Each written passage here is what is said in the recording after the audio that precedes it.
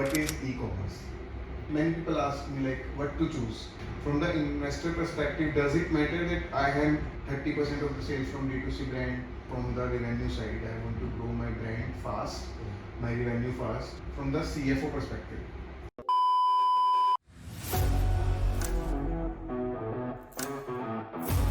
Hi Ashish, welcome to the show, welcome to KGMC. Before starting the podcast, मैं आशीष के बारे में आपको एक इंट्रो दे देता हूँ. So Ashish is a commercial head in Liberty. He is ex-campus, ex-Sleepy Owl. He had experience of working in e-commerce industry from last 10 years. Welcome Ashish again. Hi Aman, thank you so much. Thank you so much for inviting me for this. बहुत लंबे time से हम discuss कर रहे थे Right. हम लोग Actually, क्या है ना कि the topic we are trying to cover here is very hot, and e-commerce, quick commerce, everyone is using anyhow, right? right. उसके understanding many startup, many aspirant founders are looking कि how it works. तो हम उन सबको एक बार point by point cover करना चाहते हैं. ऐसे भी startups हैं जो already इसमें हैं but उनके काफ़ी सारे problems हैं. कोशिश करते हैं कि इसको कैसे रिजोल्व कर सकते हैं. बिल्कुल डेफिनेटली मतलब आई एम हैप्पी कि इस एक्सपीरियंस मैं अपने शेयर कर सकूं आपके साथ. तो शुरू करते हैं. बिल्कुल. सो आशीष बिल्कुल बेसिक से शुरू करते हैं. ठीक है. What is e-commerce? It's just like an online platform, ठीक है, जहाँ पे बायर सेलर्स आते हैं और buying selling from in e commerce platform पे करते हैं. Like e-commerce platform Amazon, Flipkart, Myntra, different kind of. तो online shopping, so it's cover both goods and services. Okay. Like you can say if you buy something like if you buy any clothes या फिर any footwear, तो आप e-commerce website पे जाएंगे. आप Swiggy कर रहे हैं, जोमेटो कर रहे हैं, तो ये भी e-commerce ही है. तो it's something shopping through an online platform or a digital platform. It's simply called an e-commerce. E-commerce जो Amazon, Flipkart, Swiggy, Zomato, Zepto. Zepto is also an e-commerce? Yes, it's e-commerce. It's a part of the e-commerce. Okay. It's a model of quick commerce model. Okay. Understood. So it's under the e-commerce that there is a digital platform. Buyers and sellers are there. They have different kind of models in e-commerce. Okay. So first you can say that there is a marketplace. Okay. And there is a OR outright model. Okay. There is a quick commerce. There is a D2C and there is a B2B platform out there. So every model having a different their style कि आप किस model में किस तरह से customer and buyers इसमें behave करते हैं. Yes. So, like marketplace, can you explain a one-liner? Sure. तो marketplace is a platform of retail. Like आप जैसे एग्जांपल के लिए आप ऑफलाइन किसी स्टोर में गए, तो आप स्टोर में किसी ऑफलाइन स्टोर पे जाते हैं तो आप क्या देखते हैं कि मल्टीपल, जैसे एग्जांपल के लिए मैं फुटवेयर की बात करूँ, तो आप किसी भी एक्सेस स्टोर में गए तो आप वहाँ पे मल्टीपल आर्टिकल्स देखते हैं, SKUs देखते हैं. आपको कुछ अच्छे लगते हैं, कुछ नहीं लगते हैं, आप उसमें ट्राई करते हैं. ठीक है. आप प्राइसिंग उसका चेक करते हैं, देन आप उसमें कंपेयर करते हैं. तो सिंपली मार्केट प्लेस भी इज़ अ वेरी सिमिलर. ठीक है. जैसे मार्केट में एग्जांपल के लिए आप अमेजोन पे गए, ठीक है. आपको एक फुटवेयर परचेज करना है, तो आपके माइंड बेसिस से क्या चलता है, आप क्या स्टेप फॉलो करते हैं? मैं वेबसाइट पे जाता हूँ, I search for formal shoes, multiple options, मेरे को कुछ पसंद आते हैं, check the ratings, I do the order, do the payment, and within 1 or 2 days I receive the order at my door. आप ये समझिए कि as a prospective of customer है. ओके. तो एज ए अगर सेलर, अगर मैं seller की बात करूँ तो या फिर शॉपकीपर अगर ऑफलाइन की बात करूँ तो शॉपकीपर की क्या बैकएंड पे टास्क या फिर क्या परफॉर्म वो कर रहा होगा? मतलब मैं अगर बिल्कुल ऐसा समझूँ कि उसके पास ऑर्डर आ रहा होगा, अब वो अमेजोन वो डिलीवरी करवा रहा है, तो he give the product to the delivery guy जो है प्रोडक्ट दे देता है. Right. And this is what I mean. हाँ, तो एग्जैक्टली सिमिलर वे में ऐसा ही होता है कि हम अगर मार्केट प्लेस की बात करें तो इट्स इम्पॉर्टेंट कि फर्स्ट एक प्रॉपर एक आर्टिकल्स या फिर एसक्यू लिस्ट हमारे पास हो, जैसे एक ऑफलाइन स्टोर में होता है कि मेरे पास एसक्यू लिस्ट होता है, आर्टिकल लिस्ट होता है, वो मेरे पास हो।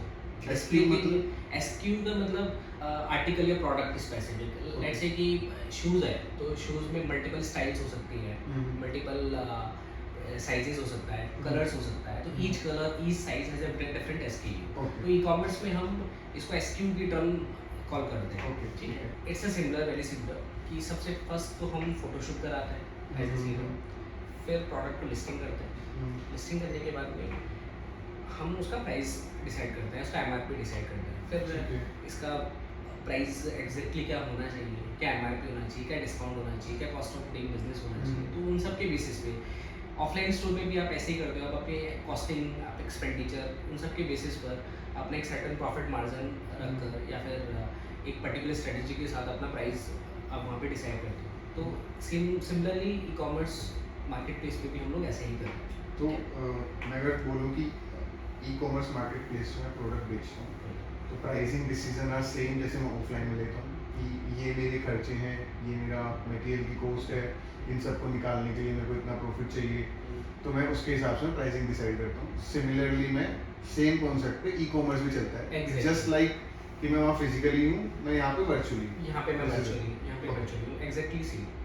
तो when you list the product, जैसे ऐसे कस्टमर आपने प्रोडक्ट बाई किया, तो बैकएंड में एज ए सेलर के पास ऑर्डर आएगा, like if we have OMS और WMS, तो वहाँ पे ऑर्डर रिफ्लेक्ट होंगे, फिर ऑर्डर प्रोसेसिंग स्टार्ट होगा। Okay, so for our audience, OMS is Order Management System, WMS is Warehouse Management System.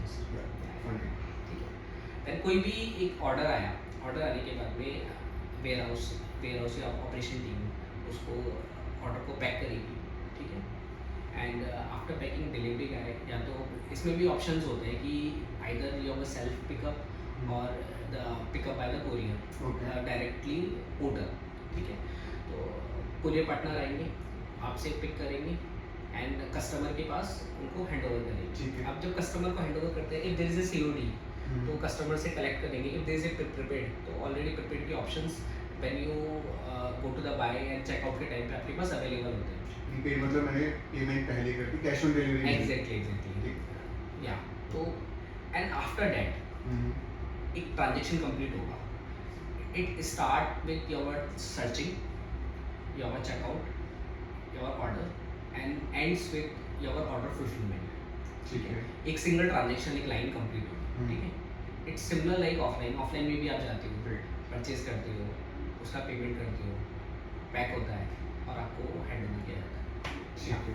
तो it's a digitally platform, virtual एक पूरा ट्रांजेक्शन क्रिएट होता है एंड फिजिकली आपके पास प्रोसेसिंग होता है। So this is the concept of marketplace. Marketplace, yeah. Then second we discuss outright model, right? ठीक है, see outright model or the various kind of different model having because marketplace का presence for very beginner of any sellers, तो इसका जो ratio है वो market में ज़्यादा होता है। ठीक है, अगर मैं आउटराइट की बात करूँ तो outright and SOR sale and return basis, तो both are very similar.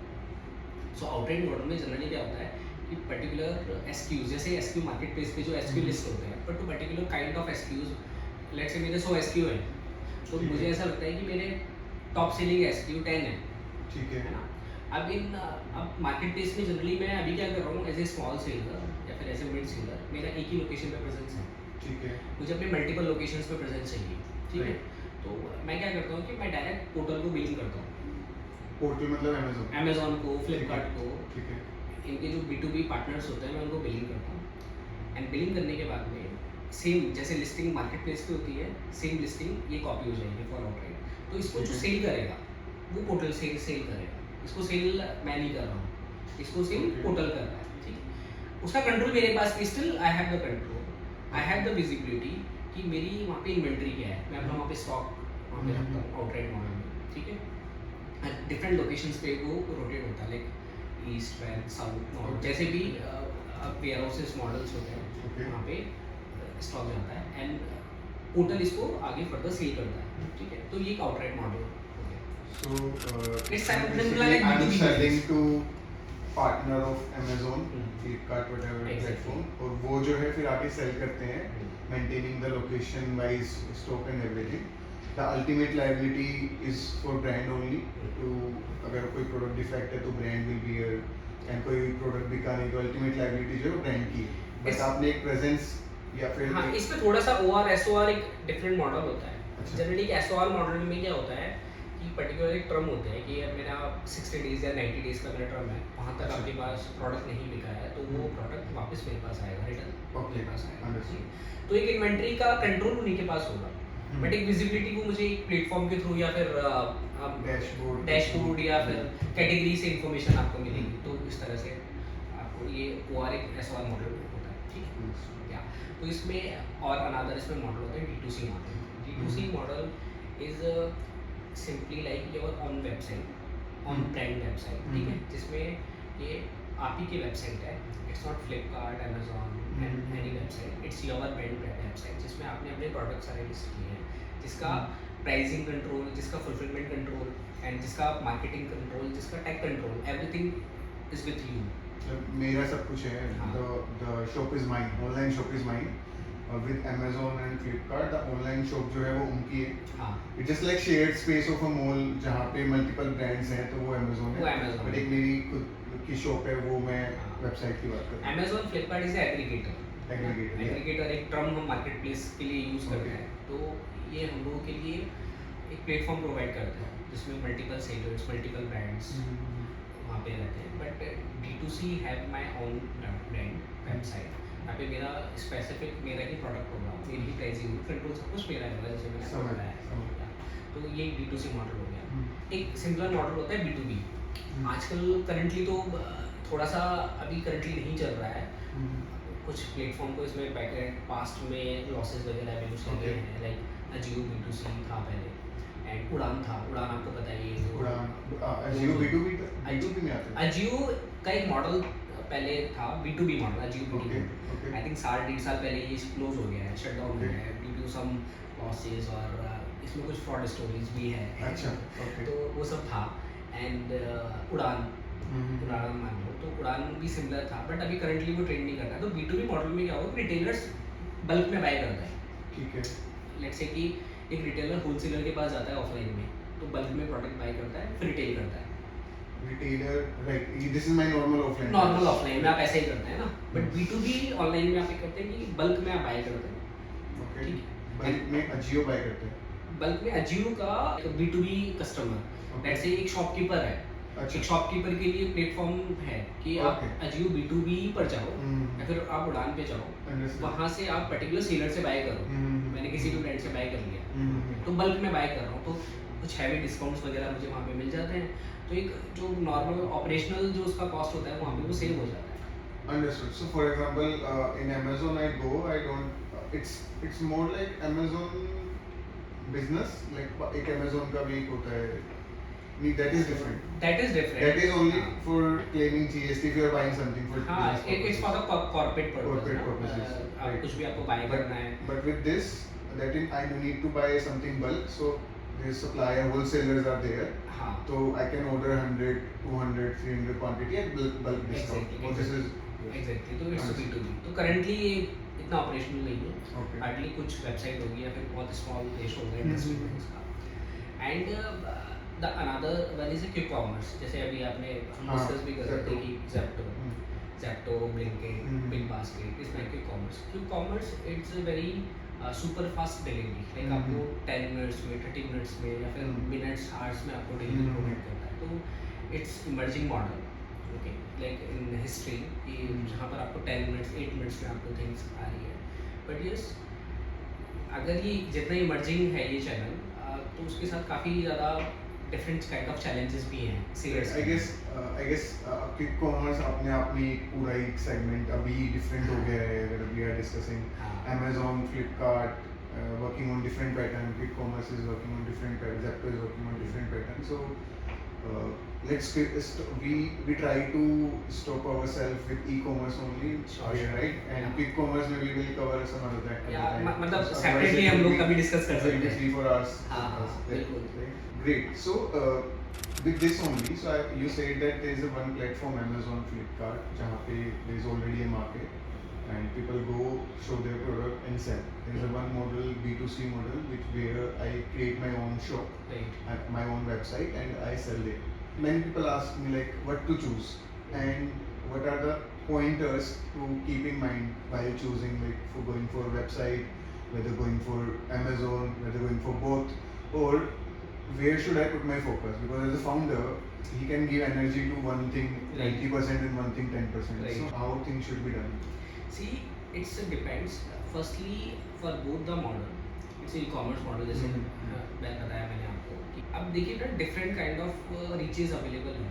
Example के लिए अगर आप किसी एग्रीगेटर के पास जा रहे हैं, वहाँ पे मल्टीपल ब्रांड्स पे इंक्लूड है, जैसे अमेजोन, फ्लिपकार्ट के पास आप वहाँ पे जा रहे हैं तो वहाँ पे आप सेल कर रहे हैं प्रोडक्ट, तो वहाँ पे रीच आपका ज़्यादा है, कस्टमर रीच वहाँ पे आपका ज़्यादा है. ठीक है, आपका मार्केटिंग वहाँ पे कंपेरेटिवली इतना नहीं है. ठीक है, maybe there is certain costage आती है जिसका कंट्रोल अल्टीमेटली पोर्टल्स के पास है. ठीक है, प्राइसिंग भी एक आपके कंपटीशन बेंचमार्क प्राइसिंग के साथ वहाँ पे आपको प्रेजेंस रहना पड़ता है. अब in comparison to your D2C website, ठीक है, जहाँ पे कंपैरेटिवली आपको हाई मार्केटिंग पे करना पड़ेगा बिकॉज आपका वेबसाइट का प्रेजेंस अभी इन बिगनिंग बहुत ज़्यादा नहीं है. Right. ठीक है, तो वहाँ पे आपको हाई मार्केटिंग कॉस्ट पे करना पड़ेगा. मे बी इनिशियल लेवल पे आप बहुत अच्छे कमर्शियल्स आपको क्रैक करने के लिए एक सर्टेन टाइम लगे, एक सर्टेन स्टेजेस आए एंड आपको इसका टेक कंट्रोल भी आपको उसमें प्रॉपरली मेंटेन करना पड़ेगा. तो यस, इट्स इम्पॉर्टेंट कि आप जैसे कंपटीशन इंक्रीज हो रहा है तो आपका ऑन वेबसाइट होना चाहिए इसमें. बट इट्स सबसे फर्स्ट तो आप एग्रीगेटर के पास जाओ, अपना प्रेजेंस वहाँ पे लाइक करो, स्लोली और ग्रेजुअली आप अपना वेबसाइट भी पैरेलली डेवलप करो. ठीक है, तो बिकॉज वहाँ पे reaches in comparison to your D2C website higher है. ठीक है, तो दैट इज इम्पॉर्टेंट एंड फिर आपकी ऑपरेशनल टीम भी डिफरेंट होती है. So there, like maintaining a website is completely. Yeah. There are many things, IT, delivery, etc. Exactly. So from the investor perspective, for example, I am doing my startup and I need to go for funding. From the investor perspective, does it matter that I have 30% of the sales from D2C brand, or is it same? See, it's depends your product. It's depend your segments. आप किस segments में वहाँ पे आप present कर रहे हो अपने आप को. If you have different kind of product or product differentiation, तो आप ऐसा नहीं कि एकदम से मैंने वेबसाइट लॉन्च कर दिया, मैं वहाँ पर जाके फर्स्ट डे से मेरा कस्टमर आ रहा है. तो अगेन इट्स सेम कि फर्स्टली आप इट्स इम्पॉर्टेंट कि आपकी मार्केट प्लेस पे प्रेजेंस अच्छा हो, बिकॉज आपका मार्केट प्लेस का कस्टमर ही वहीं पर आने वाला है. Okay. ठीक है, तो ये डिपेंड करता है. जैसे आप इन्वेस्टर की बात करें तो क्या इन्वेस्टमेंट मेरे पास अवेलेबल है, क्या फंडिंग मेरे पास अवेलेबल है, बिकॉज एक अच्छा खासा इन्वेस्टमेंट वेबसाइट के लिए लगता है. तो इट्स डिपेंड्स कि आपकी अप्रोचेस किस तरह की है, आपकी अप्रोचेस ब्रांड प्रेजेंस की है, आपकी अप्रोचेस आपकी सेल बूस्टिंग की है, आपकी अप्रोचेस आपकी प्रॉफिटेबिलिटी बिल्डिंग की है. तो it's depends. So if I say that I want to go from the revenue side, I want to grow my brand fast, my revenue fast, so I go for aggregators first. Exactly. And if I say no, I'll do a sustainable business where I'll focus on my EBITDA in longer term. So I should focus on D2C. Can I say that? May be starting में आपको loss करना है. Yes, of course, ज़्यादा loss होगा because ज़्यादा loss मेरी because operational cost of website is high, performance marketing cost है आपका ब्रांड मार्केटिंग का कॉस्ट है वो काफ़ी हाई है, टेक कॉस्ट काफ़ी हाई है. बिकॉज अभी तो ये सारा manage by third party like aggregator manage कर रहा है. वहाँ पे आपकी परफॉर्मेंस मार्केटिंग कॉस्ट इतनी नहीं होती है, टेक कॉस्ट आप वहाँ पे कुछ भी पे नहीं करते हो एडिशनल, यहाँ पे सब आपको मैनेज करना है. Now, say from the CFO perspective, and let's come to that finance Right. part. From the CFO perspective, what are the issues with the e-commerce industry, and what are the solutions? As a CFO मैं आपको बताऊँ तो he is always worry about your profitability ना, because e-commerce और offline के comparison में there is a different cost of doing business. Although आपका pricing model बहुत ज़्यादा डिफरेंस नहीं करता है, लेकिन सेम ही आपका प्राइसिंग होता है, बट प्रॉफिटेबिलिटी टर्म में ई कॉमर्स में आपका cost of doing business very fluctuation Okay. में वर्क करता है, ओके। आपके आपके डिफरेंट काइंड ऑफ एक्सपेंडिचर इसमें इन्वॉल्व होते हैं, आपके कमीशंस है, आपके फ्रेट है, और भी आपके performance marketing, brand marketing different. तो एक सीईओ के लिए ऑलवेज वही है कि अपना कॉस्ट ऑफ डूइंग बिजनेस को मेंटेन करना। Since there is a complexity in cost of doing business of structure, okay, तो इट्स इम्पॉर्टेंट कि बेटर टर्म्स में उसको नेगोशिएट करना, ठीक है। आपके जैसे शिपिंग पार्टनर्स हैं, शिपिंग चार्जेस हैं, या फिर आपकी ऑपरेशनल कॉस्ट है, आपकी वेयर हाउस कॉस्ट है, आपको एक्स वेयर हाउस में रखना है या फिर आपको मल्टी मॉडल में रखना है। जैसे मार्केट प्लेस में ना एक फुलफिलमेंट बाय फ्लिपकार्ट, अमेजोन भी एक मॉडल होता है, ठीक है। इसे एफ बी हम जनरली बोलते हैं, जैसे सेल, ठीक है। तो आपको गुड्स अपने वहाँ रखना है या फिर आपको अपने वेयर हाउस में रखना है। तो ये भी एक कॉस्ट ऑफ डूइंग बिजनेस का एक पार्ट है कि Okay, आप किस okay. तरह से मैनेज कर रहे हो, बिकॉज आपको वहाँ पर अपनी प्रेजेंस भी मैनेज करनी है, आपको प्रॉफिटेबिलिटी भी यहाँ पर मेंटेन करनी है, एंड इसके साथ ही कॉम्प्लेक्स जो स्ट्रक्चर है, तो राइट टाइम पर आपको एक बेटर नेगोशिएट करना है विद पोर्टल्स। So negotiate मतलब नेगोशिएट मतलब कि हर एक पोर्टल का, फ्लिपकार्ट, अमेजोन, मिंत्रा, सबका एक कॉस्ट ऑफ डूइंग बिजनेस का स्ट्रक्चर है, जैसे वे कमीशन, फ्रेट, मार्केटिंग या फिर अदर एक्सपेंसेस इंक्लूडेड है। टिपिकली अगर की चार्जेस की बात करूँ, कॉमनली हर प्लेटफॉर्म पर मिलेंगे मिलेंगे, वो तो कौन कौन से होंगे? देखिए, commission fees, freight shipping, freight shipping, ठीक है, ठीक है, and reverse shipping reverse shipping. if there is a return applicable. Okay, so I sell to, but okay, shipping is when I send to the customer. If customer is return it back, so मेरे को post आती है तो आपको इसमें customer return fees आपको पे करनी पड़ेगी, Okay, तो okay. वो फीस है। And certain platform having the fees और fixed fees, closing fees, Platform fee type. Platform fee, तो it's part of the your commission. तो हम ब्रॉडली इसको क्लासिफाइड करते हैं कमीशंस में, फ्रेट में, and your marketing, performance marketing, ये cost Commission, freight and marketing. Marketing. Okay. तो Yes, sir. As a CEO always इसका एक वही रहता है, because cost of doing business का फ्लक्चुएशंस बहुत मल्टीपल टाइम रहता है। लाइक एग्जांपल के लिए मेरे कुछ इवेंट चल रहे हैं, जैसे अभी बीबीडी आने वाला है, बिग बिलियन डे फ्लिपकार्ट से होता है, अमेजोन का ग्रेट इंडियन फेस्टिवल, ऐसे डिफरेंट प्लेटफॉर्म पे डिफरेंट सेल होता है दिवाली के आसपास का सेल। तो उस टाइम पे मेरा कमीशन स्ट्रक्चर डिफरेंट भी हो सकता है, तो वहाँ पे better commission structure, better pricing मुझे प्लान करनी पड़ती है। तो इट्स इम्पॉर्टेंट कि उसको हम किस बेटर टर्म में नेगोशिएट कर सकें, ताकि ओवरऑल बिजनेस भी इंक्रीज हो और मेरा प्रॉफिटेबिलिटी भी मेंटेन हो, ठीक है। So इसमें Amazon ऑप्शन देता है आपको, because we go on the website, we register, तो वहाँ पे तो उनका परसेंटेज दिखता है, will charge this percent. हाँ, राइट। So negotiate कैसे होता है उनसे? देखिए, negotiate in terms of your business, it's simple like offline ना। अगर आप ऑफलाइन में भी बाय करने जाते हो, तो इट्स इम्पॉर्टेंट कि आपके पास ऑर्डर्स क्या हैं। Right. ऑल्दो अमेजोन के पास डायरेक्ट आपके पास ऑर्डर तो है नहीं, because it's retail website. Yeah. Competition वहाँ पे मार्क होता है, प्रोडक्ट डिफरेंशिएशन वहाँ पे मार्क होता है, और प्रोजेक्शंस वहाँ पे मैप होते हैं, ठीक है। उन सब के बेसिस में, एक प्रॉपर एनालिसिस के बेसिस पे आप एक राइट बिजनेस प्रोजेक्शंस वहाँ पे प्रेजेंट करते हो, और उसी के बेसिस पे एक सर्टेन पीरियड के लिए आपको कमीशन या रिबेट्स वहाँ पर आपको मिलता है। तो ये कैटेगरी के साथ है आपके, बिकॉज हर एक ब्रांड जब रजिस्टर्ड होता है, एक सर्टेन टाइम के बाद कैटेगरी मैनेजर्स असाइन होते हैं आपको। अच्छा, so this is being done discussed with some team member of Amazon. Exactly. The Flipkart, जहाँ पे मैं उनसे डिस्कस करता हूँ, this is my product, these are the differentiation and this is how I boost my sale. So help मेरे को negotiate करो कुछ terms को, ताकि I sell more and make profit every time. Right. तो उसमें उनका बेनिफिट ये है कि ज़्यादा सेल होगा तो ज़्यादा commission and multiple things, marketing and वो। ओके, जैसे हमने डिस्कस किया commission, shipping and marketing. So commission and shipping are link to my product selling. अगर मैं प्रोडक्ट सेल करूंगा तो ही चार्ज होगा, but marketing is my not related to product selling, और is it? Sometime it's part of your direct commission structure, Okay. Because it's depend कि total आपका expenditure कितना एग्री हुआ पोर्टल के साथ में ठीक ना। है। समटाइम ये आपका एक फिक्स मार्जिन होता है कि यार मैं Okay. पोर्टल के साथ एक फिक्स मार्जिन मुझे लेना ही देना है, अच्छा, है ना। एंड समटाइम इट्स कि इट्स आप अपनी ब्रांड विजिबिलिटी को या फिर प्रोडक्ट विजिबिलिटी को उसके बेसिस पे आप वहाँ पे स्पेंड कर रहे हो, तो इट्स डायरेक्ट और इनडायरेक्ट दोनों केसेस में possible. But yes, without performance marketing it's not very easy to sell your product directly and to reach your customers and to convert your sales. what is the meaning of performance marketing? Because that is See, performance marketing is doing directly to your product to reach to your customer.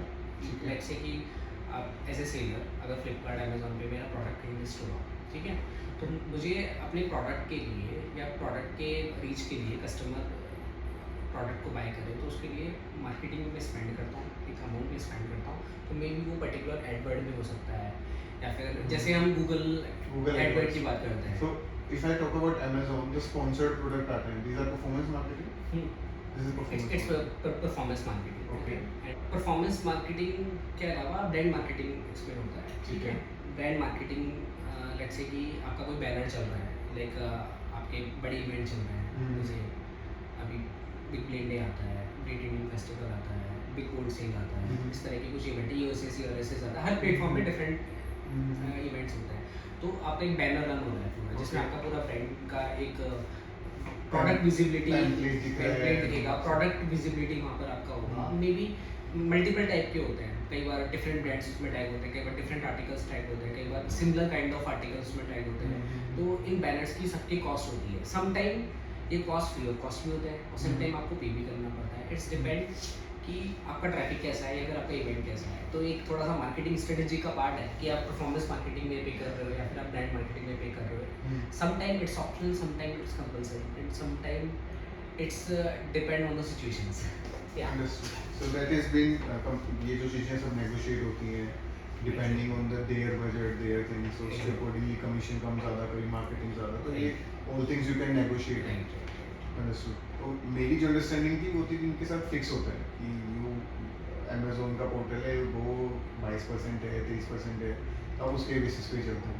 नहीं, they have their backend में उनके platform different होते हैं. Ads का एक अलग platform होता है, वहाँ पे आप पर्टिकुलर कैंपेन रन कर सकते हो, आप पर्टिकुलर आप प्लान कर सकते हो, डेज प्लान कर सकते हो. तो वो सब भी नॉर्मल मार्केटिंग में इंक्लूड होता है कि but it's part of the performance. हमने बोला cash flow management, what does it mean by say inventory I have limited cash, how to, तो आई विल सेल मोर, क्या मेरे को अमेजोन से जल्दी पेमेंट आना फ्लो, जिससे जो मेरा देखिए सबका एक है पेमेंट साइकिल की बात कर रहे हैं यहाँ पे, या फिर नहीं अमेजोन का पेमेंट साइकिल नॉर्मल ही चलता है बट हमें कहीं बाहर से कैश अरेंज करके हमें अपनी इन्वेंटरी मेंटेन करनी होती है. हाउ कैश फ्लो मैनेजमेंट का मतलब क्या है? लाइक अगर मैं पोर्टल्स की बात करूँ तो हर एक पोर्टल्स के प्लेटफॉर्म के डिफरेंट पेमेंट टर्म्स होते हैं. ठीक है. किसी का 7 डेज, 15 डेज, किसी का 30 पीरियड भी होता है. तो but market place with in the 30 days में पेमेंट आ जाता है मार्केट प्लेस का. तो ये कस्टमर हर ब्रांड वाइज डिफरेंट होता है या सभी के लिए स्टैंडर्ड होता है 30 डेज 7 डेज? देखिए अगेन इट्स डिपेंड करता है कि आपके किस तरह से JBPs है. JBP मैं बताता हूँ आपको, जॉइंट बिजनेस प्लान हम ईयरली हम लोगों का बनता है. ठीक है, कि इस प्लान के अंदर आपके पेमेंट स्ट्रक्चर, आपके कॉस्ट ऑफ डूइंग बिजनेस, आपका टोटल बिजनेस प्रोजेक्शंस, आपके मार्केटिंग, ये सब डिफाइन किए जाते हैं. ठीक है, पोर्टल स्पेसिफिक भी हो सकता है, कस्टमर स्पेसिफिक भी हो सकता है, ब्रांड स्पेसिफिक भी हो सकता है. जनरली आप ये मान के चलिए कि मार्केट प्लेस अगर मैं मॉडल की बात करूँ 30 डेज में ऑलमोस्ट सबके सेटल हो जाते हैं पेमेंट्स, है ना. अगर ये OR SOR डिफरेंट मॉडल की बात करूँ तो इट्स सिमिलर लाइक जैसे आपका गुड्स वहाँ पे बिक रहा है बट फिर भी उनकी पेमेंट टर्म होती है 60 डेज, 90 डेज, 30 डेज. अच्छा, इसमें जैसे जब आप फैक्टरिंग की बात करते हैं, इनवॉइस फैक्टरिंग, जैसे ऑफलाइन के केसेस में इनवॉइस फैक्टरिंग होती है. ठीक है, बिल डिस्काउंटिंग वगैरह, तो वो आपके OR SOR के केसेस में होती है बट आपके मार्केट प्लेस वाले मॉडल में नहीं है बिल डिस्काउंटिंग. एक तो जैसे मैं नॉर्मली सेल कर रहा हूँ गुड्स को एवरी मंथ, मैंने जुलाई अगस्त सितंबर में सेल हो रही है which is normal sale, so the flow of cash I receive within 30 day में. बट जब मेरी बिग बिलियन सेल हो गई है तो यहाँ पे क्या अमेजोन मुझे जल्दी पे करता है, वो सेम ही करता है. सेम होता है. सो दैट मीन कि मेरे को अगर क्योंकि इन्वेंटरी मेरे को ज़्यादा मेंटेन करनी है तो मेरे को फिर कैश अरेंजमेंट अदर थिंग्स आपको वर्किंग कैपिटल प्लान करना होगा. Working capital need to plan. So can you tell me one or two working capital की how you can plan? It's because सब ऑनलाइन प्लेटफॉर्म पे आपका पूरा सेल अवेलेबल है, सब कुछ है ना. तो आप आई थिंक किसी भी बैंकिंग इंस्टीट्यूशन के पास जा सकते हो. ठीक है. और आप वर्किंग कैपिटल प्लान कर सकते हो उसके बेसिस पे. ठीक है, और देखो ये सब इट्स इम्पॉर्टेंट कि आपका बिजनेस कैसे ग्रो कर रहा है ना. बिकॉज अगर कोई भी आपको फाइनेंशियल इंस्टीट्यूशन या फिर कोई भी आपको लोन देगा तो वो आपके रिटर्न्स या फिर जीएसटी रिटर्न्स या फिर आपके परफॉर्मेंस सेल्स के बेसिस पर ही देगा। हम्म। तो गुड प्रोजेक्शंस अगर आपके पास है, रियल प्रोजेक्शंस आपके पास है, तो उसके बेसिस पे आपको इजी वर्किंग मिल कैपिटल जाता है। बैंक या एफआई किसी भी एफआई से हम्म। बैंक सबको अवेलेबल हो जाता है। Okay. So, bank FIs, if I'm planning something substantial, then investors, investors VCs. Investor are तो इन्वेस्टर बेसिक वही कि अगर आपका स्टार्टअप है या हम्म। फिर आप लिस्टेड कंपनी हो या फिर आप मान के चलिए कि आपका एक डिफरेंट प्लान है, आपको वीसी फंडिंग्स में आपको हम्म। जाना हो, ठीक है, तो वहाँ पे वीसी फंडिंग्स आपके पास है, सीरीज ए सीरीज बी, जिस भी तरह से And आप but that need to plan very well, not for only big deal. That is a complete different structure. Difference. Okay. And one of the issue which I face, yeah, which this industry have, is returns. The customer will, you will order, customer use करेगा without removing tags, return कर दिया, या फिर समझ नहीं आया तो return कर दिया. And I guess because of this policy only e-commerce is running. क्योंकि अगर मैंडेटरी कर दोगे तो no one gonna trust e-commerce. आपको पता है From the ये from पूरा मैं आपको, अब जब आपने रिटर्न की बात की ना, तो बिल्कुल माइंड मेरा वहाँ पे जाके लगता है कि यार रिटर्न ई कॉमर्स इंडस्ट्री का एक सबसे बड़ा जो पेन पॉइंट है ना, वो रिटर्न है। चलो फर्स्ट तो मैं आपको वैसे बताता हूँ कि रिटर्न एग्जैक्टली होता क्या है। Return it's not your ROI return हाँ, सबसे right. Return. Is a customer return, so और मे बी कोरियर रिटर्न, ठीक है। So in E commerce there is a generic two types of broad return categories हैं। ठीक है. First is your customer return, जिसे CIR भी हम बोलते हैं, and second is courier return, जिसे हम RTO भी बोलते हैं। Okay. तो if there is a undelivered product, undelivered मतलब कस्टमर ने प्रोडक्ट ऑर्डर किया, ठीक है. ठीक है, बिफोर डिलीवरी अगर कस्टमर ने उसको कैंसिल कर दिया तो इट्स कोरियर रिटर्न और योर RTO।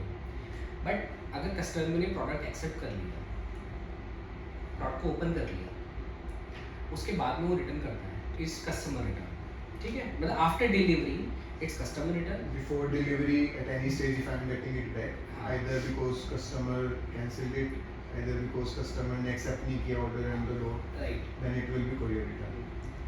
तो इट्स इम्पॉर्टेंट कि आपके पास आइदर कस्टमर रिटर्न हो या फिर आपके पास कोरियर रिटर्न हो, ठीक है. ठीक है। तो दोनों का आपके पास एक प्रॉपर मैनेजमेंट होना चाहिए। Okay. आपके पास कोई भी रिटर्न प्रोडक्ट आ रहा है तो उस रिटर्न प्रोडक्ट को आने के बाद में क्या कुछ स्टेप्स हैं वो आप फॉलो कर रहे हैं। इट्स इम्पॉर्टेंट बिकॉज आपको अपने बुक्स ऑफ अकाउंट्स में मैनेज करना है। इट्स इम्पॉर्टेंट आपको इन्वेंटरी मैनेज करनी है। इट्स इम्पॉर्टेंट आपका लॉसेस, जो मैं बोल रहा हूँ कि जो सबसे ज़्यादा पेन पॉइंट जो बना हुआ है कि अगर प्रॉपर मेरी ट्रैकिंग वहाँ पर मिसिंग रही ना तो मेरा वो लॉस इंक्रीज होना स्टार्ट हो जाएगा। So, customer return is pain point or courier return is pain point? बहुत So, courier return में तो आपने प्रोडक्ट भेजा as it is packed product था, but it आपके पास जब आया तो courier return से as it is आया होगा. So, वहाँ पे मेरा लॉस कैसे होता है? देखिए वहाँ पे क्या है, कुरियर पार्टनर इन्वॉल्व है। Okay.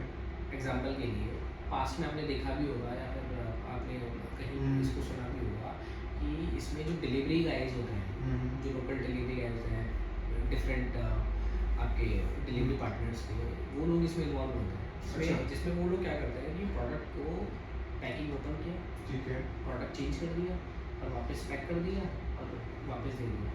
अच्छा, इसमें एक क्लेम भी इंक्लूड होता है कि अगर कहीं भी अगर आप है ना, हर पोर्टल आपको इस तरह के केसेस के लिए क्लेम ऑप्शन देता है ठीक कि है. यार आप क्लेम करो, तो पोर्टल भी आपको जनरली डिनाई कर देता है कि यार जब प्रोडक्ट ही ओपन नहीं हुआ तो मैं आपको क्लेम किस बात का दूँ। यहाँ पे आपका लॉस क्या है कि प्रोडक्ट ही चेंज हो गया है, बिना ओपन हुए प्रोडक्ट चेंज हो गया है। Okay. तो फिर वो तो स्टेप्स है ऑपरेशनल की यार, आप हम्म। CCTV वीडियो फुटेज वगैरह ये स्टार्ट कर रहे हो, अच्छा. ये एक स्टेप्स है, ऑपरेशनल स्टेप्स जो आपको लेने चाहिए। So, in this case जैसे आपने बताया तो courier return में जो डिलीवरी पार्टनर्स हैं, they कुछ डिलीवरी पार्टनर्स ऐसे कुछ डिलीवरी मैं सभी के लिए नहीं बोल रहे। Right majority of are right, but कुछ जो है उनको ओपन करके, बट मैं ऑपरेशनली चेक कर सकता हूँ कि मैं पैकिंग ऐसे कर रहा हूँ, somebody open it then repack अगर कोई करेगा तो फिर वो मेरे को पता लग जाएगा। तो at the door if I am return receiving it back, so can I deny that order also? नहीं, अभी जैसे क्या है इन सब के लिए ना VMS इंट्रोड्यूस हुआ है। VMS, VMS. ठीक है। VMS आपके वेयर हाउसेज में लगता है, जिसमें पोर्टल के सॉफ्टवेयर होता है। What is VMS? It's a vendor management system, Okay. Like तो एक पूरा एक सॉफ्टवेयर आपको वो दे रहा है, कैमरा आपका वहाँ पे इंस्टॉल रहेगा, ठीक है। तो एवरी ऑर्डर आप ओरिजिनली जब पैक कर रहे हो तो वो पूरा VMS के अंदर कैप्चर होगा कि आप क्या प्रोडक्ट वहाँ पर भेज रहे हो ना, जिसमें आपका एक स्पेसिफिकेशंस के हिसाब से आपकी एक गाइडलाइंस होगी, उस गाइडलाइन को आपको फुलफिल करना है। ठीक है। कि लेट्स से कि एक टेबल है, टेबल के ऊपर प्रोडक्ट रखा हुआ है, वहाँ पे आप पूरा पैक कर रहे हो, आप प्रोडक्ट को शो कर रहे हो, ठीक है। आप उसके मल्टीपल एंगल को आप शो कर रहे ठीक हो, है। तो इस तरह से सब कुछ कैप्चर होता है। एंड सारा कैप्चर होने के बाद उस सिस्टम में या फिर उस कैमरे में वो रिकॉर्ड होता है, एंड उस रिकॉर्ड का डायरेक्ट एक्सेस पोर्टल के पास भी होता है, Amazon अमेजोन के पास भी होता तो है, या फिर हाँ जो भी जिस भी प्लेटफॉर्म के पास होता है। तो ठीक है? ये वाला जो सिस्टम है कंपनी करती है, Amazon सेट करती है? ये platform? हाँ, ये आप ही के वेयर हाउसेस में कंपनी के ही, यानी कि पोर्टल्स के ही इनके टेक्नीशियंस आते हैं, अच्छा। उन्हीं की गाइडलाइन पे ये पूरा शेयर होता है। Amazon का तो मतलब आप जब भी क्लेम कर रहे हो तो आप वो सब उसका रेफरेंस देते हो, तो अच्छा। उन सबको सेव करने के लिए ये किया गया है, बिकॉज ये Okay. पास्ट में जो फ्रॉड थे कोरियर Right, right. ये काफ़ी इंक्रीज हो गए थे। हाँ, मतलब हमने सुना कि मोबाइल गया, पत्थर वापस आ रहे हैं। हाँ, जा- तो ये तो कोरियर रिटर्न है। तो सेकंड जो टाइप है इसका कस्टमर रिटर्न। हम्म, कस्टमर रिटर्न के केसेस में आप क्या करोगे? कस्टमर ने, आपने जैसे कोई ये कि मोबाइल गया, उसने पत्थर वापस भेज दिया, हाँ, आपके पास रिसीव हुआ, जूता गया, स्पून आ गया आपके पास तो ऐसे केसेस भी होते हैं। ब्रांड जैसे आपने ब्रांडेड शूज मंगवाया हाँ। एंड वही सेम ब्रांड में डुप्लीकेट मार्केट में इजीली अवेलेबल होता होता है, है। तो वो डुप्लीकेट करके आपको रिटर्न कर देता हाँ, बिल्कुल ऐसा होता है। तो it's part of this Yes. Customer return, जहाँ पे इस तरह के फ्रॉड्स हो रहे हैं अभी। है। तो this is my cost of doing business. हाँ, मतलब आपको एक सर्टेन परसेंटेज आपको एनालिसिस करना पड़ेगा कि क्या आपका इस तरह का रेशियो है। ऑल्दो क्लेम गाइडलाइंस है, पोर्टल की डिफरेंट रिटर्न पॉलिसीज़ हैं, उन पॉलिसीज़ के बेसिस पर आप पोर्टल पे क्लेम कर सकते हैं, ठीक है। एंड उसी के बेसिस पे आपके क्लेम सेटलमेंट्स होते हैं। तो बट ठीक है, क्लेम सेटलमेंट से डिफरेंट पार्ट ऐसा तो नहीं है ना कि आपको 100% ही क्लेम मिल जाएगा। मैक्सिमम टाइम पे आपके क्लेम रिजेक्शंस भी होते हैं उसमें। आप एक certain cost of doing business में इसको प्लान करके चल सकते हैं। सो आशीष, ऐसा भी होता है कि जैसे रिटर्न्स डिलीवर हो गए अमेजोन ने के बेसिस पे या फ्लिपकार्ट के बेसिस पे, product are delivered but company में आया नहीं प्रोडक्ट, ऐसा भी होता है? आई रिमेम्बर आपने मुझे कहीं कॉल करके एक ऐसा कुछ Right, केस पूछा right. था, आपके कई क्लाइंट का था ऐसा कुछ केस। तो अभी जैसे अमेजोन है या फिर डिफरेंट प्लेटफॉर्म है, तो सबके पास है ना OBD होता है। OBD मतलब open box delivery system, Okay. ठीक है, जहाँ पर आपको कोई भी रिटर्न प्रोडक्ट अमेजोन या फ्लिपकार्ट या डिफरेंट कोरियर, डिफरेंट आपके प्लेटफॉर्म, उनके कोरियर पार्टनर आपको रिटर्न देके जाते हैं। और ठीक जब है। आपको रिटर्न देके जाते हैं तो उनका POD होता है, ठीक है, प्रूफ ऑफ डिलीवरी। ठीक है, प्रूफ ऑफ डिलीवरी पे जितने भी आइटम को आपको डिलीवर करना है सब वहाँ पे मार्क होता है, ठीक है, ठीक है। एंड जब वो आपको देके जाते हैं तो OTP सबमिट करते हैं, OTP आप उनको बताते हो, मतलब आपका वेयर हाउस का ऑपरेशन पर्सन राइट, उसको OTP डिलीवरी पार्टनर, और उस पर काउंट करेगा कितने नंबर। ठीक है, एंड एट द टाइम ही वो उसमें चेक कर लेगा कि कितने मिस है, कितने मिस नहीं है। अब ये OBD ऐसा नहीं है कि सभी के लिए एप्लीकेबल है। कई केसेस ऐसे होते हैं कि जहाँ पर आपको इनेबल करवाना पड़ता है, कई जगह आपको एक्स्ट्रा चार्जेस भी इसके पे करने होते हैं, ठीक है। एंड कई जगह ये कंपलसरी भी है। बट यहाँ पे भी है ना मल्टीपल फ्रॉड्स उसके बाद भी ये सामने आए हैं। OTP के बाद भी OBD के बाद भी है, जब आप ओपन बॉक्स डिलीवरी आपने कर दिया, जब आपने उनको दे दिया पूरा, या फिर आपने काउंट उसने करवा लिया, इस तरह के केसेस होते हैं। जैसे पास्ट में मैंने देखा, मैं पोर्टल का नाम नहीं बताना चाहूँगा, ठीक है। तो एग्जांपल के लिए, तो मेरे किसी भी पोर्टल के रिटर्न आए, आज के रिटर्न मेरे प्लान है कि बिकॉज जितने भी रिटर्न प्लान होते हैं ऑलरेडी मेरे पास पोर्टल पे शो कर जाएंगे कि आज के कितने रिटर्न मेरे पास, कस्टमर रिटर्न मेरे पास आ रहे हैं, कोई रिटर्न मेरे पास आ रहे हैं, ठीक है। एग्जांपल के लिए उसने 2 पार्ट में उसको प्लान कर लिया, ठीक कि है, मैं जैसे टोटल 1000 रिटर्न आने वाले हैं, मेरे 600 रिटर्न एक बैच में प्लान है, 400 रिटर्न एक बैच में प्लान है। तो पोर्टल ने क्या किया कि आज के दिन के लिए मेरा सिर्फ एक ही कोड जनरेट किया, ओके, एक कोड जनरेट किया। ठीक है, आई थिंक आप लिंक कर पा रहे हो समझ गया। तो एक कोड जनरेट किया। डिलीवरी पार्टनर ने क्या किया कि जब उसने फर्स्ट टाइम डिलीवरी के लिए मॉर्निंग में उसने रिटर्न दिया, ठीक है, लाइक से उसे 600 क्वांटिटी का रिटर्न दिया, तो मैंने वो OTP उसको बता दिया, राइट। ठीक है। उसने क्या किया कि इवनिंग के बैच के लिए भी ना सेम OTP कॉपी करके उसमें डाल दिया, और डिलीवरी नहीं की। और आपके पास 400 पीसेज मिसिंग। ओके। तो ये भी हुआ था। तो बाद में ये चेक किया हम लोगों ने, कुछ इनका टैग इशू था, कुछ टैग एरर था, डिस्कशन भी किया। तो ये सब जब करते हैं तो maybe, but yes you have to very cautious about it. So मतलब प्रैक्टिकल चैलेंज है आशीष ना कि अब जैसे ई-कॉमर्स में सेलिंग ऑफ प्रोडक्ट, जैसे हम डिस्कस भी कर रहे थे, आपकी सेल ज़्यादा होती है। तो जब मेरे दिन के 10,000 प्रोडक्ट जा रहे हैं या फिर जो भी है, और मेरे रिटर्न आ रहे हैं 1000 प्रोडक्ट, 500 प्रोडक्ट, तो हर प्रोडक्ट को ट्रैक करना इज़ नॉट इजी, राइट? कि मैं हर ओपन बॉक्स देख रहा हूँ, उसके अंदर 3 प्रोडक्ट आए हैं नहीं आए हैं, तो इसका क्या सोल्यूशन, कैसे ट्रैक कर सकते हैं इसको हम, कैसे सोल्व करें इसको? क्योंकि इट्स इम्पॉर्टेंट कि आपकी एक ना प्रॉपर आपकी टीम सेटअप होनी चाहिए, Okay. ठीक है। एंड डेफिनेटली इसमें काफ़ी टास्क मैनुअल इंक्लूड है, बिकॉज आपको ईच प्रोडक्ट को चेक करना ही है, ठीक है। एंड आपकी कुछ गाइडलाइंस हैं, आप गाइडलाइंस अपने SOP इसमें आपको फॉलो कर सकते हैं, एंड SOP के बेसिस पर आप अपनी टीम प्लान कर सकते हैं, या फिर अपनी स्टेप आप इसमें प्लान कर सकते हैं। ऐसा नहीं कि आपको सभी को करना है, but yes QC is important. QC आपका 100% होना चाहिए। अगर आपका QC आपका 100% नहीं होगा तो वो चैलेंजेस आपके पास QC quality check. Quality check, मतलब एवरी रिटर्न आपके पास जब आता है तो आपका QC होगा, देन फिर ही JRM होगा। बट आशीष प्रैक्टिकली ना फाउंडर्स जिनको मैं जानता हूँ क्या फेस करते हैं कि अगेन मेरी टीम है, मेरे एम्प्लॉयज़ हैं, वो भी ओपरेशनली लूज करते हैं चीज़ें, कभी दे आर नॉट मोटिवेटेड, उन्होंने छोड़ दी चीज़ें, तो एक काफ़ी बड़ा एक नंबर होता है उनके पास ऐसा, और उनको कोई विजिबिलिटी नहीं होती वहाँ पे। तो उस विजिबिलिटी को लाने के लिए एज अ CFO या as a commercial head what you do in? देखिए इट्स इम्पॉर्टेंट कि आपके पास एक प्रॉपर सिस्टम होना चाहिए। अगर मैं किसी सिस्टम की बात कर रहा हूँ तो जैसे मैंने बताया, एक आपके पास एक टीम होना चाहिए, ठीक है। एंड टीम के साथ साथ आपके पास एक ऑर्गेनाइज वे में आप उसको किस तरह से रिकनसाइल करें। Okay. Reconciliation is a very important here, ठीक है। मैं आपको आगे बताऊंगा कि क्या रिकन्सिलेशन के इंपॉर्टेंट ठीक है। But yes visibility is important. Until less अगर आप उसको रिकन्साइल नहीं करेंगे और आपके पास एक समराइज लेवल पे आपके पास व्यू नहीं आएगा, तब तक आप उसके ऊपर डिसीजन नहीं ले सकते। When you start the reconciliation, then you only got to know कि मेरी फैक्चुअल पोजीशन क्या है ना। एंड जब आपको फैक्चुअल पोजीशन पता चलेगी, जब मैंने बताया ना पेन पॉइंट, जब मुझे वहाँ पर पता चलेगा ना, तभी मुझे समझ में आएगा कि उसका रोल कितना इम्पोर्टेंट है, because it saves your huge revenue. मतलब आपका रेवेन्यू जो लीकेजेस है वो आपका बहुत सेव कर सकता है।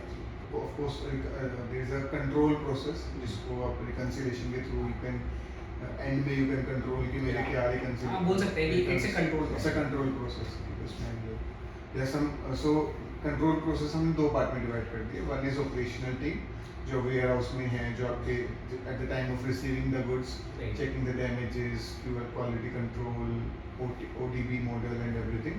The second is at head office level जहाँ पे they do reconciliation, work with Excel and get the things. Excel tools. Tools, Yeah. yes of course, tools then get you the detail कि आपका यहाँ पे issues चल रहे हैं returns के लिए.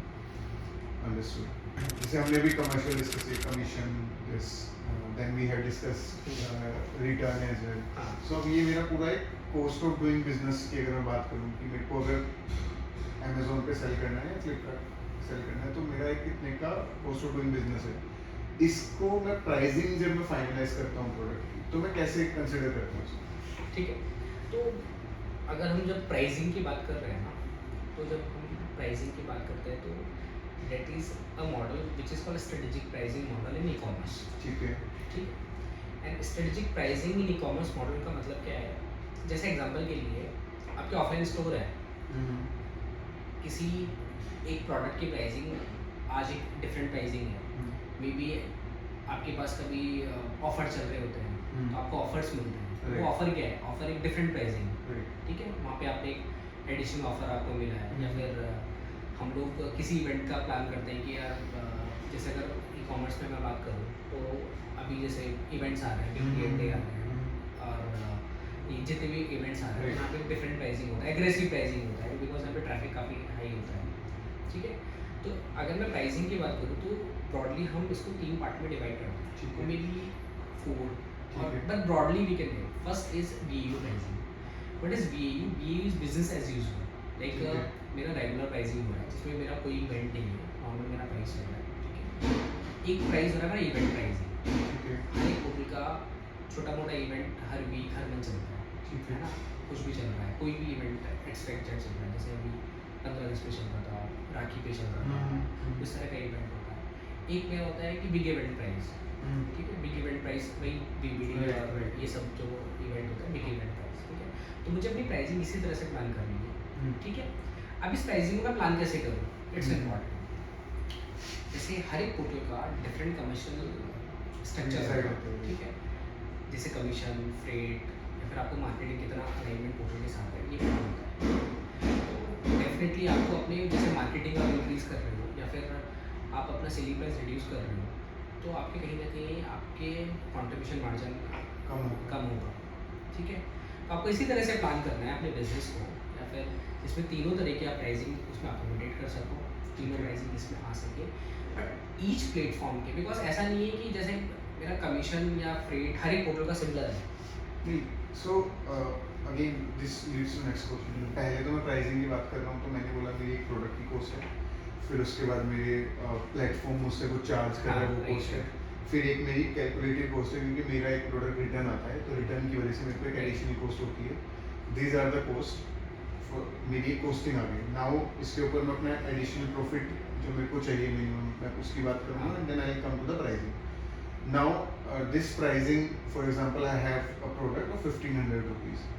Okay, now this pricing changes with the, आपने जो मेरे को बताया कि one day event, big event, multiple इसके बेसिस पे उसको चेंज सो यहाँ पे जब मेरी प्राइसिंग चेंज होती है, मैंने दिया डिस्काउंट दिया, तो this 1500 product is I am selling at 1200। तो नाउ 1200 प्रोडक्ट पे मेरा 300 रुपये का लॉस है, तो how I compensate this loss? Big billion में मैंने वो सस्ते काफ़ी सस्ते में बेचा प्रोडक्ट, तो यहाँ पे मेरे को अमेजोन हेल्प करता है। मैं आपको वही बता रहा था, वही इस तरह से लिंक है इसका कमर्शियल स्ट्रक्चर, बिकॉज जैसे क्या है कि इवेंट्स होते हैं तो इसमें एक कॉन्सेप्ट इंट्रोड्यूस होता है रिबेट्स का या फिर एडिशनल डिस्काउंट का। Okay. What is additional discount, what is rebate? कि मेरा जैसे एग्जांपल के लिए, जैसे आप देखते हैं ना कई बार पोर्टल पे शॉपिंग करते हैं तो कार्ड के डिस्काउंट होते हैं, एडिशनल 10% डिस्काउंट, 5% डिस्काउंट या 1000 रुपीज़ का डिस्काउंट, तो ये सब। तो अब ये एडिशनल डिस्काउंट होता है, तो ये एडिशनल डिस्काउंट किस तरह के होते हैं कि कुछ इसमें टोटल का शेयरिंग होता है। टोटल ने बोला कि आपको ये PD ऑफर डालना है, मतलब आपको कुछ डिस्काउंट वाला डालना है, जिसमें एक सर्टेन डिस्काउंट मैं एडिशनल दे रहा हूँ, सर्टेन एडिशनल डिस्काउंट आप दो, दोनों मिलके, दोनों seller, brand and aggregator portal, ये आप दोनों मिलकर एक एडिशनल डिस्काउंट दे रहे हैं। ठीक है। तो डेफिनेटली एडिशनल डिस्काउंट होगा तो सेल इंक्रीज होना है, तो इसमें हम्म। पोर्टल का सपोर्ट होता है। तो इसी तरह से रिबेट का कॉन्सेप्ट होता है। रिबेट का कॉन्सेप्ट क्या बोलता है, पोर्टल अपने एनालिसिस से प्राइसिंग प्लान करता है कि ठीक है। यार आप मुझे डिस्काउंट चाहिए, हम्म। मतलब आप इतना डिस्काउंट आप लाइक करो, इतना मैं आपको एडिशनल रिबेट दूंगा। Rebate in terms of commission, example के लिए आपका कमीशन 15% है, मेरा नॉर्मल सेलिंग प्राइस 1000 रुपये है, ठीक है। तो पोर्टल बोलेगा कि आप एक काम करो, आप इस प्राइस को 900 कर दो, ठीक है। ठीक है, अब 900 कर दो, बिकॉज रेगुलर से ये एक अच्छे प्राइस पे चला जाएगा कस्टमर, तो कस्टमर 900 पे बाई करेगा।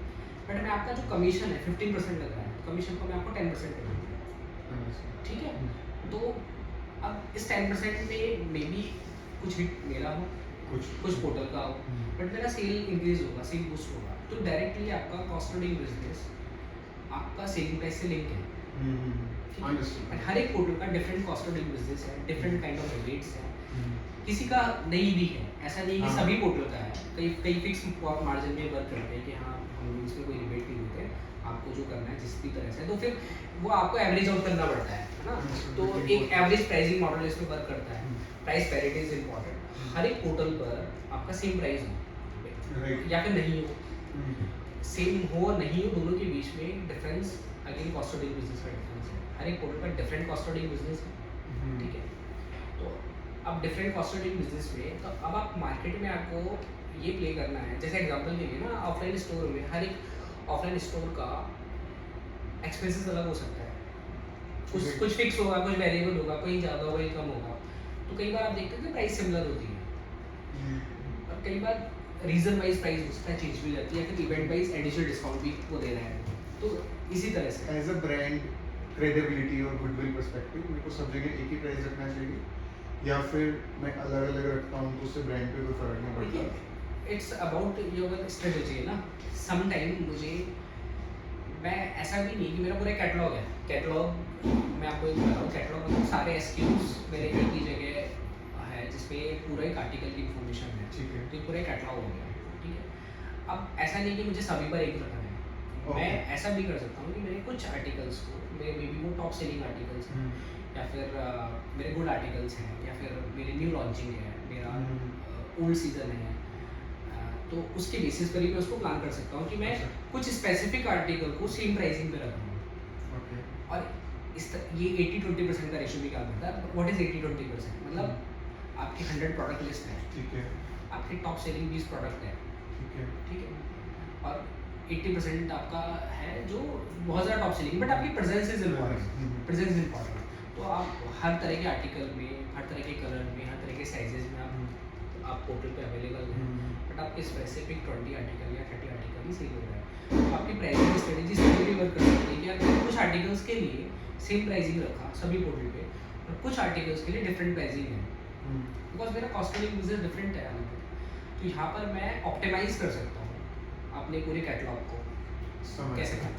मैं ये भी प्लान कर सकता हूँ इवन जैसे आपने कि मैं कुछ प्रोडक्ट एक्स प्लेटफॉर्म पे दे रहा हूँ, कुछ प्रोडक्ट वाई प्लेटफॉर्म पे दे रहा हूँ, तो मेरे को कभी कॉन्ट्राडिक्ट होगा ही नहीं, क्योंकि प्लेटफॉर्म वाइज अलग अलग प्रोडक्ट अलग अलग प्रोडक्ट। ऐसा भी होता है कि पोर्टल के साथ में एक एक्सक्लूसिव डील करना, कि मैंने बोला कि यार मुझे फ्लिप में स्पेसिफिक इसको फ्लिपकार्ट पे लॉन्च कर रहा हूँ, तो वो ओनली फ्लिपकार्ट पे ही रहेगा। अभी can you tell me some recent changes in the platform pricing or way of doing billing or how it is affecting the businesses? जैसे मैंने आपको बताया ना कि हर एक प्लेटफॉर्म का, पोर्टल का डिफरेंट कॉस्ट सेटिंग बिजनेस होता है, ठीक है, एंड इसका एक स्ट्रक्चर होता है, कमीशन, फ्री, है ना, ये सब मैंने बताया।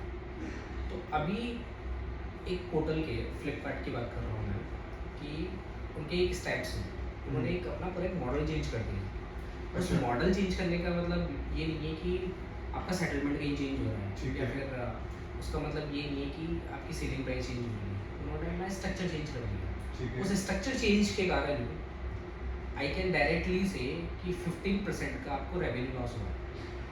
रेवेन्यू लॉस हुआ है? रेवेन्यू लॉस हुआ है पोर्टल के किस टाइप से? To home? सेलर और फ्लिपकार्ट? सेलर। सेलर को 15% का हुआ है।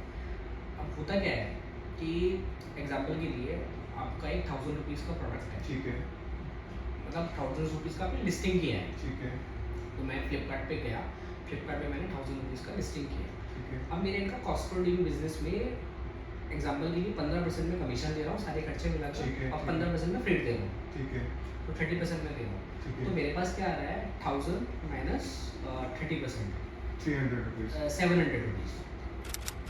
मेरा 700 मेरे को मिल रहा है, 700 आपको सेटलमेंट आपको हो रहा है, ठीक है, ठीक है, ठीक है, बीबी और जीएसटी बाकी सारी चीज़ें होती है, हम वैसे नहीं देखते हैं, वैसे देखते हैं कि 700 मेरे को मिल रहा है। अभी फ्लिपकार्ट ने क्या किया कि 1000 रुपीज़ को 2 पार्ट्स में डिवाइड कर दिया आपकी सेलिंग प्राइस को, ओके, जिसको उसने एक नाम दिया सेलर्स प्राइस, एक नाम दिया उसको GT charges. What is GT charges, what is seller price? आपका जितना भी फ्रेट था, जैसे आपका 150 रुपीज़ फ्रेट था, तो फ्लिपकार्ट ने क्या किया कि 1000 के 2 बिल बना दिए कस्टमर के लिए, ठीक है, एक बिल जाएगा 850 रुपये का, एक बिल जाएगा 150 रुपये का। 150 रुपये का जो बिल जा रहा है वो जीटी चार्जेस के नाम से जा रहा है, ठीक है, एंड 850 का बिल जा रहा है आपके प्रोडक्ट परचेज का जा रहा है, ठीक है।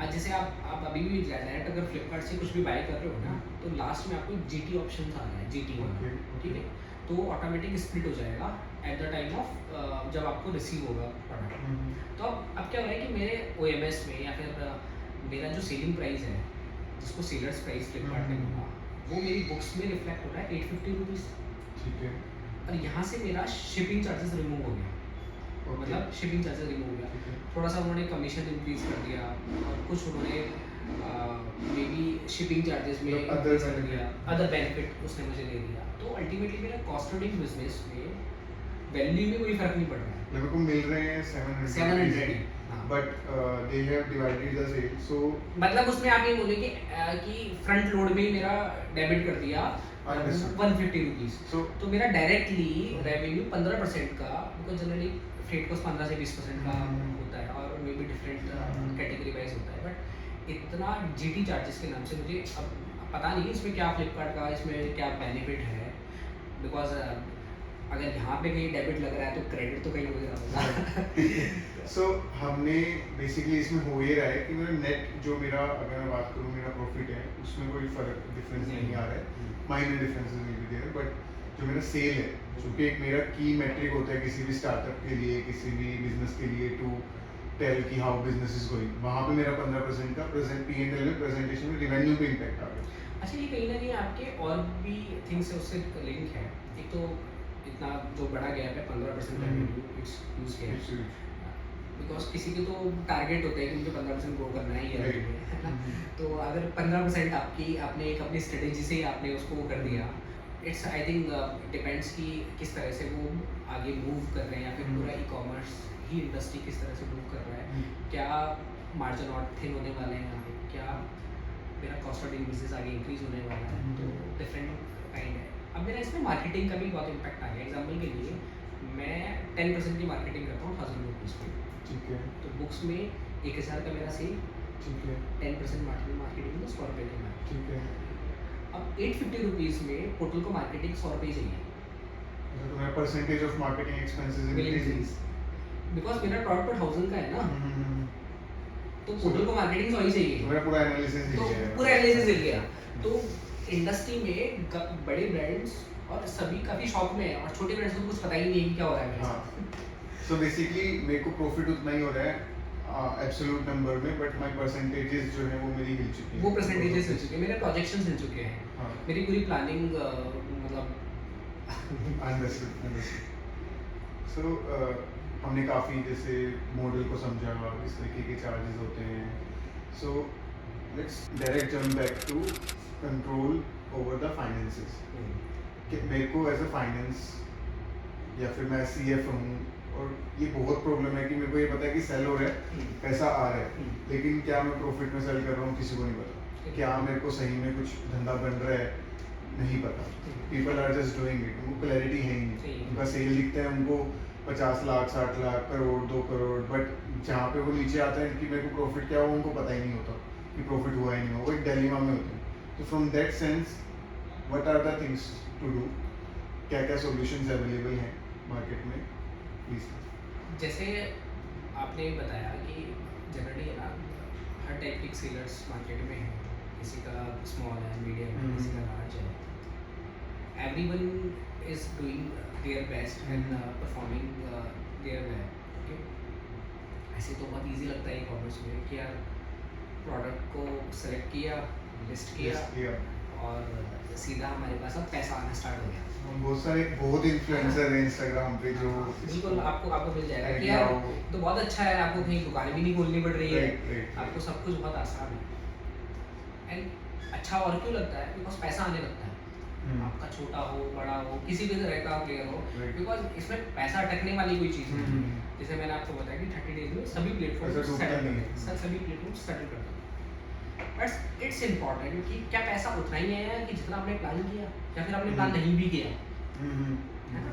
तो प्लान किया प्लान नहीं किया, इन सब के पीछे अल्टीमेटली आप किसी दिन बैठकर अगर अपना P&L आप चेक करो तो you will get to know exactly आपके साथ हो क्या रहा है। ओके अब इसके लिए इट्स इम्पॉर्टेंट, जैसे मैंने आपको बताया रिटर्न्स एक बहुत बड़ा मार्केट में पेन है रिटर्न्स का, वो आपके लिए चीज़ है। आपके और भी ऑपरेशनल्स आपके इश्यूज हैं, आपकी लिस्टिंग आपके इशू हैं, मार्केटिंग आपका इशू है, जैसे मैंने आपको बताया कॉस्ट ऑफ डूइंग बिजनेस आपका इशू है।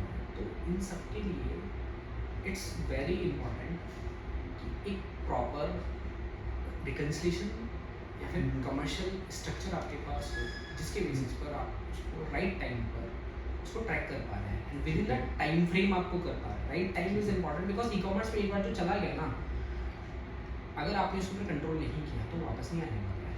Understood. इट्स फास्ट मूविंग, जो छूट गया वो वापस कहीं नहीं आने और वाला है।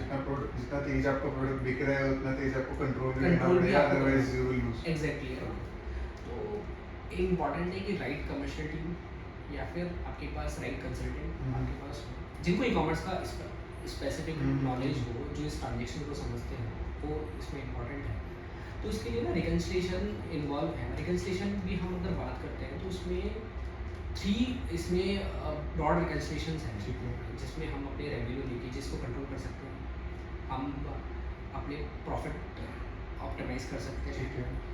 एंड एक proper effective control for your books of accounts हम वहाँ पे कर सकते हैं। Can you name reconciliation, name of reconciliation, हाँ। क्या हम बोलते हैं जनरली? तो एक फर्स्ट रिकन्सिलिएशन है जिसको हम O2C रिकन्सिलिएशन बोलते हैं। ठीक है। O2C is your order to cash reconciliation, ठीक है। जिसमें आपकी जर्नी स्टार्ट होती है from the beginning of order ठीक है। To your cash.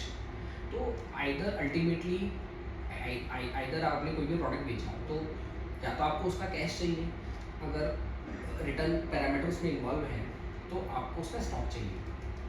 तो आपका ये कंप्लीट एक होना चाहिए। बाकी जैसे KGM से आप एज ए KGM से आप तो करते ही है कि O2C बाकी सब क्लाइंट्स का, तो सिमिलर वैसा ही है ठीक है। कि एक रिकन्सिलिएशन प्रॉपर जिसमें आपका स्टॉक, आपका मनी, वो आप इसको पूरा रिकन्साइल करना एंड टू एंड ऑर्डर के बेसिस पे। ठीक है। कई सेलर्स क्या करते हैं कि टोटल बेसिस पे करता है, टोटल मेरा सेल है, टोटल मेरा एक्सपेंसिव है, टोटल मेरे पास प्रॉफिट आया नहीं, वो नहीं। ये नहीं। तो मैं हर ऑर्डर की एक साइकिल चेक करता एक हूँ साइकिल चेक कि मेरा सेल हुआ या मेरे को रिटर्न हुआ, वेदर मेरे हिसाब से, बट अमेजोन के हिसाब से या मेरा ये जर्नी चली है तो क्या ये दोनों मैच कर रही हैं? अगर ये मैच कर रही हैं तो मेरा इतना पे आउट होना चाहिए था, पे आउट हो रहा है तो क्या मेरे बैंक में आ गया? This is my one journey, Exactly. One reconciliation. Second is second is your commercial reconciliation. Okay. Because of the complexity involve in hmm. Commercial, सबका एक सिमिलर कमर्शियल नहीं है, डिफरेंट कमीशंस हैं, ठीक डिफरेंट है।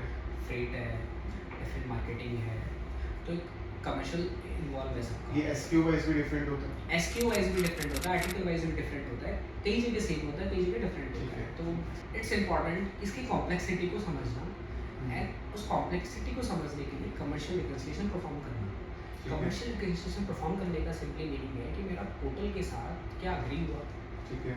और एग्जैक्टली मेरा कितना चार्जेस लगा, कितना डेबिट हुआ।